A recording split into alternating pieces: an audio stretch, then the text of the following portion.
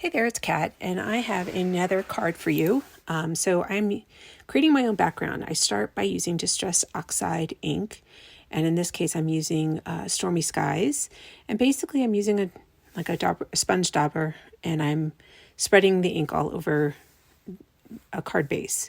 I'm just using Daisy White cardstock, and you can use a blender brush if that's what you have, but I'm just kind of spreading out the blue color, kind of blue-gray color all over, and trying to get it as even, but it doesn't have to be perfect because you want it to have some distinctions. Now I'm using the stencil overlay with birch trees, and I'm using Post-it tape to secure it.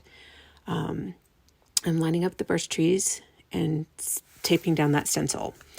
I'm going to use pigment ink, white pigment ink, to kind of make the trees white against, and this time I'm using a blender brush. And I'm just sponging it on. I will tell you this Post-it tape was not the best choice. I should have stuck to my washi tape because it kept shifting on me. But the nice thing is it's easy to line back up and continue to add your ink. The one thing about using pigment ink that you have to keep in mind is that it does take longer to dry, as does the Distress Oxide, but I feel the pigment ink takes even longer. So you just want to be careful and give it some time to kind of set up before you move on to your next steps, so that you don't smudge that pigment ink. One idea would be you could actually use embossing powder, white embossing powder, to really make those trees pop, but I kind of wanted to be more subtle. So now I'm going to stamp this cute wolf stamp and onto just a piece of, again, white Daisy cardstock.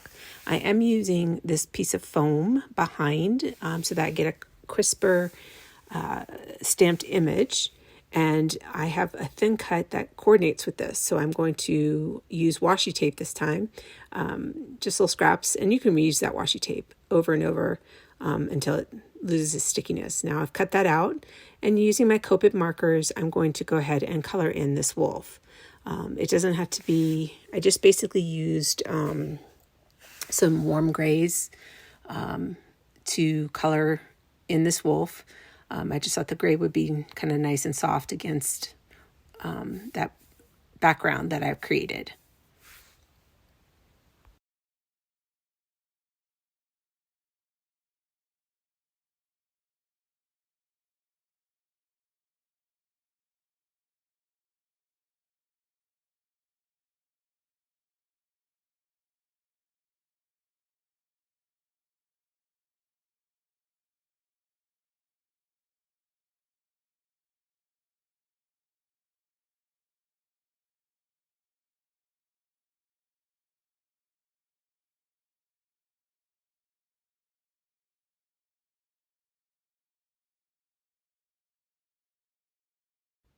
So now that my wolf is all colored in, I'm gonna kind of put it, figure it, seeing where it would go on to my background. Now I'm going to use this shimmer brush to kind of add some kind of highlights to that background. So I'm kind of dabbing out a little bit here onto my work surface, and then just kind of flicking it onto that background. Then I'm going to use this thin cut, which kind of gives a stitch border to it, and mat that on a black cardstock. So now I'm working on a sentiment. I apologize, it's off the screen a little bit, but I'm going to just stamp happy birthday, and then I'm going to create a dovetail.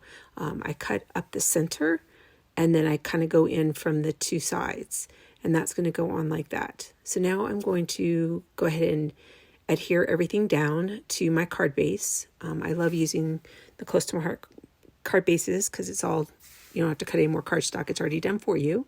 So I'm matting that black, and then my background, since this paper is a little bit more warped from using the Distress Oxide and the pigment inks, I'm going to use some glue to adhere that down, just so it's a little bit more secure, making sure you have it going the right direction.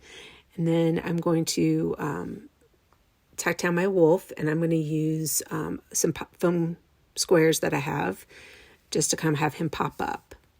And then I'll add that sentiment. So I'm using glue for this as well. Now, once I have my sentiment on, I'm going to add a couple of the little gems just to add a little detail, using a poker to kind of lift those off the sticker sheet. And my card is complete. Hope you enjoyed and will follow me for more.